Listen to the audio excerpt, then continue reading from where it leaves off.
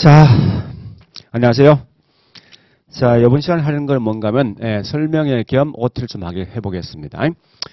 자, 우리 지금 하고 있는 부동산 학 원론 과목은 주로 이제 우리 과거에 보니까 출제가 이렇게 나왔습니다. 자, 일단 제일 중요한 건 뭘 보시는가 하면 우리 책은 크게 3개 편되어 있어요. 첫 번째 보니까 총론이 있을 것이고, 두 번째 강론이 있을 거예요. 그 다음 세 번째 보니까 감정평가가 있을 겁니다. 자, 그런데요, 이때 중요한 건 뭐가 중요한가 하면은, 우리 과거에 보니까 이제 출제했던 형태, 범위가 좀 달라집니다. 그래서 우리 수험생이 꼭 해야 될 게 뭔가 하면은, 우리 출제했던 내용 중에서, 32회 때부터 좀 출제 방향이 좀 달라지거든요. 이것 때문에 꼭 우리 공부할 거면 32, 33, 34에 있는 기출문제를 꼭 보셔야 됩니다. 그래서 이 앞에 있는 우리 출제했던 거 대부분 보니까 이게 좀 세대가 좀 바뀌는 바람에 출제인들이 바뀌는 바람에 좀 경향이 좀 달라지거든요. 그래서 물론 앞에 있는 내용도 중요하겠지만 실제 중요한 32회 때부터 공부하셔야 될 겁니다. 자, 일단 구체적으로 보니까 어떤 게 시험 나왔는가 이런 게 시험 나왔습니다. 총론은 보니까 매년 몇 개 나옵니까? 예, 그죠? 한 3개에서 한 5개 정도 시험 나옵니다. 그죠? 물론 이때 보니까 이제 최근에 있는 문제 보니까 대부분 한 3개 정도 나온다 생각하시면 되겠습니다. 자, 그 중에 특히 꼭 보여야 될 게 뭔가 하면은 2장에 있는 개념과 분류, 그 다음에 3장에 있는 특성, 요 2개를 좀 정리하셔야 될 거예요. 특히 그 중에 거의 매년 나오는 곧 이게 특성이 거의 매년 나온다 생각하시면 됩니다. 자, 그래 보시고, 그 다음에 우리 강론은 특히 우리 보니까 가장 이 출제 빈도 높은 게 뭡니까? 그렇죠. 가장 높은 게 보니까 투자, 그 다음에 금융, 또 뭐가 있습니까? 좀 특이하지만, 여기 있는 권리 분석, 중개 같은 경우 시험이 꽤 많이 나오거든요. 그래서 이와 같은 시험 많이 내는 이유가 있습니다. 결국 우리 이제 원론 가면 보니까 이거 시험을, 우리 실제 수업을 잘 안 하다 보니까 점수를 좀 뭐 있습니까? 어렵게 내기 위해서 약간 이런 시험을 꽤 많이 낸다 생각하시면 될 겁니다. 자, 근데 이때 우리 앞에 있는 경제론, 요거는 보통 뭐 있습니까? 우리 경제학에서 공부하는 거죠. 경제학에서. 그래서 우리 수련 이제 공부할 때 경제학 가지고 좀 정리를 해보셔야 될 겁니다. 그리고 우리 4장에 있는 투자, 요거는 우리 회계학에서 보니까 재무관리 공부하죠. 그 재무관리 있는 내용에서 보통 이제 같이 겹치니까 그때 좀 공부를 좀 해놓으시면 되겠습니다. 그래서 우리 별도로 좀 공부할 게 뭐 있는가 하면은 부동산 많이 갖고 있는 시장에 대한 특성이 있다죠. 부동산 시장에 대한 개념이란지 또 정책이란지 또 뭐 있습니까? 금융 같은 거 이런 걸 좀 따라서 공부하셔야 될 겁니다. 자, 그리고 밑에 보니까 우리 마케팅은 거의 시험 잘 안 내거든요. 그래서 어쨌든 공부할 게 지금 2장에서 중요한 게 보니까 따로 공부할 게 시장론, 정책론, 금융론, 그 다음에 저기 있는 권리 분석과 중개 이런 쪽이 좀 공부를 하셔야 될 거예요 아마. 그리고 3편 가보니까 나와 있는 게 뭐나 있습니까? 감정평가인데 거의 매년마다 한 7개 정도 시험에 나온다 생각하세요. 물론 좀 특이한 케이스면 32회 때는 뭐 있습니까? 한 10개 정도 시험 나온 적이 있지만 이건 아주 특이한 케이스입니다. 자, 그러면서 특히 어디가 중요한가 하면 감정평가는 꼭 해야 될 게 있습니다. 자, 우리 법 조문이 있죠. 자, 법 조문 3개 있습니다. 첫 번째 감정평가법이 있죠. 그죠? 요거하고 두 번째 감정평가에 대한 규칙이 있습니다. 그 다음에 세 번째 감정평가 실무 지침서가 있습니다. 아마 우리 7개 중에 여기 있는 요 3개 있는 법만 정확히 하시면 이 중에 한 4개 또는 5개 맞추게 되어 있습니다. 그래서 검은고 책을 보니까 가장 중요시하는 게 법 조문을 굉장히 중요시합니다. 또한 두 번째 볼 거 뭐가 있는가 하면 감정평가 3방식 중에 특히 요 계산 문제가 있죠. 매년 여기 한 2개 또는 3개 나오더라 이겁니다. 그래서 이런 형태로 공부하시면서 비록 우리 책에 있는 제목 보니 어떤 순서가 되어 있지만 실제 가장 중요한 게 누가 중요합니까? 여기 있는 3방식이 가장 중요한 거예요. 자, 근데 재밌는 게 있습니다. 뭐가 재밌는가 하면 우리 실제 감정평가사를 하다 보면 굉장히 중요한 공시지가인데 의외로 보니 공시지가 문제가 거의 시험에 안 나오더라는 거예요. 사실은. 그래서 이 공시지가 관련돼 있는 법률은 거의 공부할 필요 없습니다. 하지 말고 항상 공부할 때 보니까 3장에 있는 평가 3방식, 그 다음에 법 조문 위주로 공부하시면 될 거예요. 자, 일단 뭐 이런 형태로 공부하시면서 항상 이제 중요한 건 기출된 문제 계속 반복되는 그런 경향이 있습니다. 그리고 우리 중개사와 좀 다르게 특이한 점이 있습니다. 요 감정평가는 보니까요. 시험 낼 때 보니까 특정 분야가 있죠. 특정 분야가. 집중해서 보통 2개, 3개 나오는 경우가 있습니다. 그래서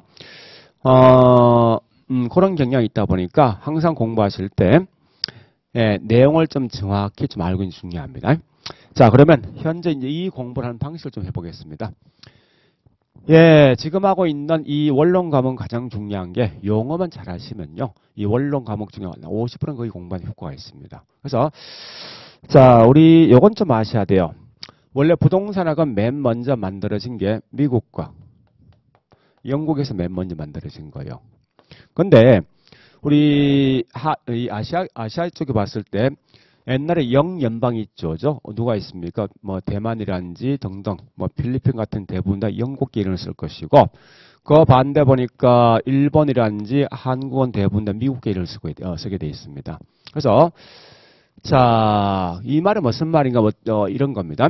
처음 보는 용어 나오면 절대 당하지 말고 또 우리 그 책에 있는 내용을 먼저 보지 말고 항상 뭘 보는가 하면 이 말을 우리식으로 먼저 번역을 좀 해달라는 거예요.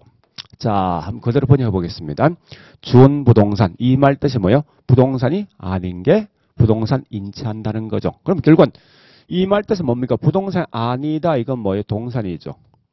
동산인데 부동산 인체하기 위해서 뭐가 필요합니까? 그죠? 등기나 등록이 필요하겠죠. 그죠? 결국은 이 내용 나오면 가장 중요한 것은 이 키워드 뭡니까? 이 딱 2개 아닙니까? 동산이란 글자 나와야 될 것이고 또 등기 등록 나오면 되겠죠. 그래서 이런 개념을 보시면 되는 거지 나머지 내용 사실 볼 필요 없다는 거예요. 그래서 우리 과거에 이렇게 시험 나왔거든요. 예, 준부동산이란 해서 설명 나왔으면 이 뒤에 있는 부연 설명 아무 의미가 없다는 거예요. 그럼 무조건 이 키워드 2개 꼭 들어야 됩니다. 즉 무슨 말이에요? 동산 들어올 것이고 예, 등기 등록 들어오면 이건 요건 충족된 거죠. 그럼 이건 맞는 거예요, 문제가. 그러니까 이렇게 항상 공부하는 거지. 절대 그 안에 있는 글자 한 개 한 개에 목숨을 걸지 말라는 겁니다. 그래서 항상 공부할 때 예, 지금 하고 있는 부동산학이란 과목은 원서를 그냥 그대로 번역한 과목이다 보니까 이걸 절대 그 안에 있는 내용을 먼저 보지 말고 내 식으로 먼저 번역해서 키워드를 찾고 어디 뭐 있습니까? 예, 본문의 내용 읽어보시면서 키워드가 뭔가 이것만 알고 있으면 된다는 거예요. 자, 그리고 그래서 항상 이제 중요한 거는 예, 용어만 좀 잘 정리하시면 결국은 예, 원론과 거의 50%는 끝난 겁니다. 자, 2번째 보니까 분명히 부동산은 뭐 있습니까? 사회과학이 절대 이건 자연과학이 아닙니다. 그래서 우리 항상 공부할 때 이 사회과학은 가장 기본은 뭐 있습니까? 비교할 때 생각 꼭 있다는 거죠. 그래서 항상 보니까 비교할 때 생각 뭐가 있는가 하면 자, 지금 하고 사례 보니까 복합 부동산과 복합 개념 부동산이 있을 거예요. 여기 서로 비교할 대상이거든요. 그래서 실제 시험 보면 이렇게 나옵니다. 이렇게 주어진 상태에서 이게 뭐냐 시험 내게 되어 있습니다. 그러면 자, 아까 보니까 우리 처음 보는 용어는 어떻게 했습니까? 먼저 번역부터 한다. 그죠? 이 말 아닙니까? 예, 부동산은 복합이 뭐요? 우리 복합이란 말 같은 말이 그럼 뒤에서 하겠지만 같은 말이 종합이 말 뜻이에요. 그러니까 이 개념이죠. 부동산 종류는 엄청나게 많지만 이걸 하나로 묶었다. 이게 뭐냐? 복합 부동산이에요. 거꾸로 얘는 뭐 있습니까? 부동산 개념은 엄청 많은데 이걸 갖다 하나로 묶었다. 이게 뭐냐? 복합 개념입니다. 그래서 핵심이 이 말이죠. 부동산 종류가 많은 걸 자 묶었는데 우리 보니까 이런 거 아닙니까? 부동산이란 민법에서 뭐라 했습니까? 토지와 그 정착물이죠.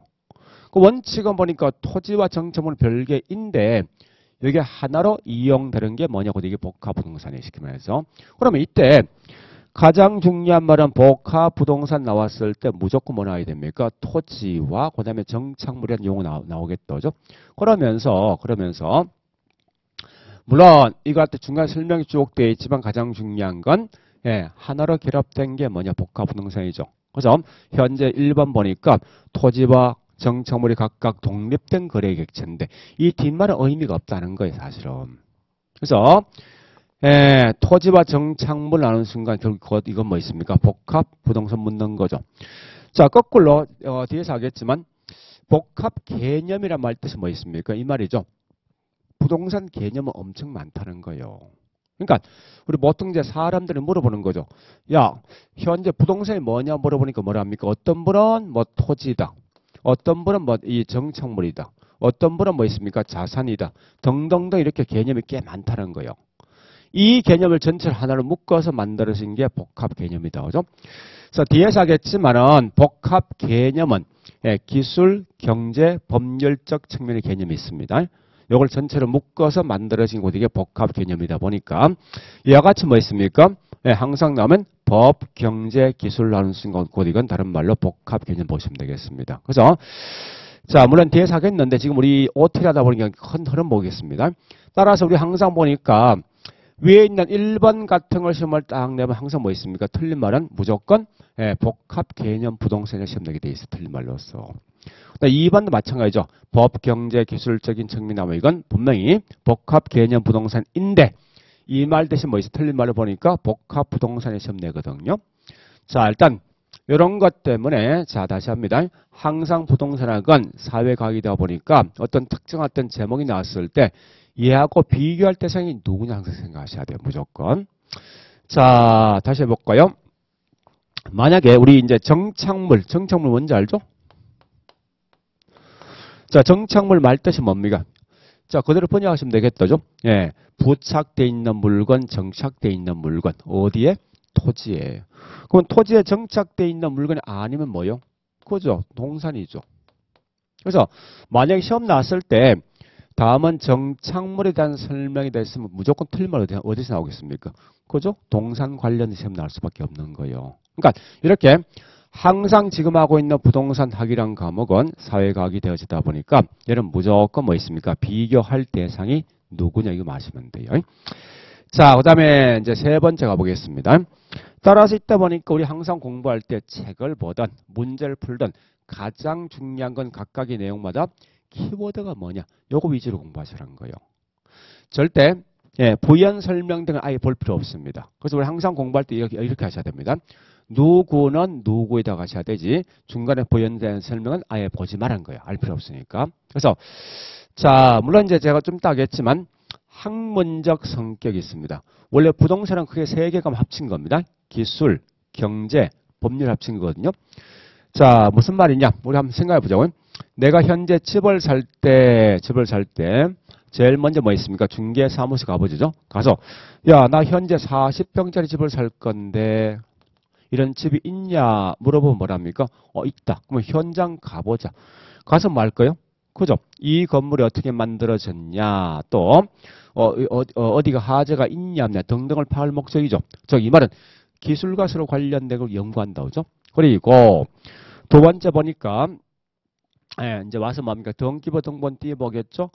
이 말은 현재 부동산학이란 과목은 법률과 서로 관련돼 있다. 그 다음에 세 번째 보니까 이 건물이 현재 가치가 올라갈 것인가 떨어질 것인가 이런 경제 측면 고려하겠다죠. 따라서 원래 부동산학은 기술, 경제, 법률 세 개 합친 과목이 곧 이게 부동산학입니다. 그러면 요 세 개 합쳤다 이게 학문적 성격이 있는데 합쳤다 곧 이게 뭐 있습니까? 종합이 있죠. 또 응용이죠. 그리고 분명히 부동산학은 사회과학입니다.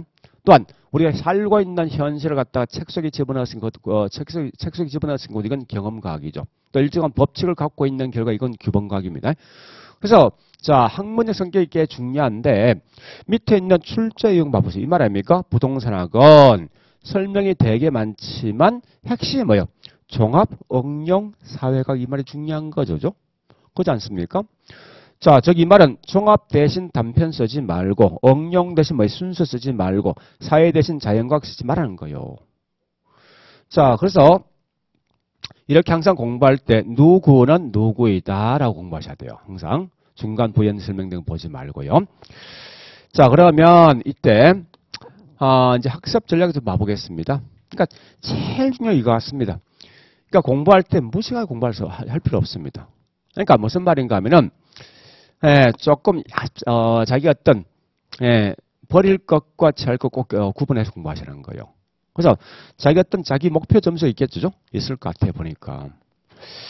물론 이제 우리 지금 감정평가에서는 원론 과목이 어떤 이제 전략 과목인데 보통 거의 다 하면 수험생이 이 정도 하면 생각할 것 같습니다. 한 70점 정도. 이 말은 뭐예요? 결국은 우리 문항 중에 40문항 있으면 그 중에 28개 맞추면 된다 이 말 아닙니까? 이 말은 곧 무슨 말이에요? 내가 실제 공부하는 것 중에서 12개는 틀려도 상관없다는 거죠. 따라서 이 말은 뭔가 하면 항상 부동산을 공부할 때 전체를 다 공부할 필요 없이 무조건 뭐 있습니까? 내가 선택과 집중을 통해서 무조건 취할 건 취하고 버릴 건 버리시라는 거예요. 그러니까 이 말은 어려운 건 처음부터 공부하지 할 필요 없다는 거예요. 하지 말고 대신 아는 건 철저하게 뭐 있습니까? 내 걸로 갖고 가셔야 됩니다. 그리고 두 번째 해야 될 게 뭐냐? 이제 저 같으면 보통 공부할 때 이렇게 합니다. 우리 뭐 A4지 용지에다가 있죠. 이렇게 해서 전체 목차를 쭉 한번 적어봅니다. 그러니까 1편, 1장, 1절, 2장에 뭐 1절, 2절 이걸 쭉 해서 이 제목만 쭉 한번 적어보겠습니다. 근데 재밌는 건 실제로 출제 낼 때 보면 이 제목 위주로 보통 시험 내게 돼 있거든요. 그런 것 때문에 목차별 순서를 쭉 적으면서 공부하시면 내가 현재 무엇을 하고 있다. 또 여기 있는 이 절의 가장 중요한 핵심이 뭐다. 이걸 파악할 수 있다는 거예요. 그래서 아마 다른 과목도 이렇게 하시면 훨씬 더 공부 좀 더 편할 거예요. 사실은. 그래 보시고요. 그 다음 세 번째. 뭐 당연한 이야기인데 출제 빈도가 높은 걸 우선 해야 되겠죠. 그래서 일부러 거기 책을 보면 알겠지만 빈도선 높은 걸 다 표시해놨거든요. 네, 그런 거 위주로 공부를 좀 해 주셔야 될 겁니다.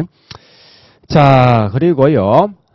네 번째 보니까 항상 이 원론 과목은 앞뒤가 연결되는 게 아니라 무조건 테마별로. 즉 항상 각 절이죠. 각 절에 있는 제목 하나가 문제가 되어지다 보니까 무조건 절별로 공부하셔야 됩니다. 즉 이 말은 무슨 말인가 하면 만약 시험 나왔을 때 자 우리 공부하실 때 1장에 있는 1절과 2절이 있으면요. 그 다음에 뭐 2장에 1절, 2절이 있으면요.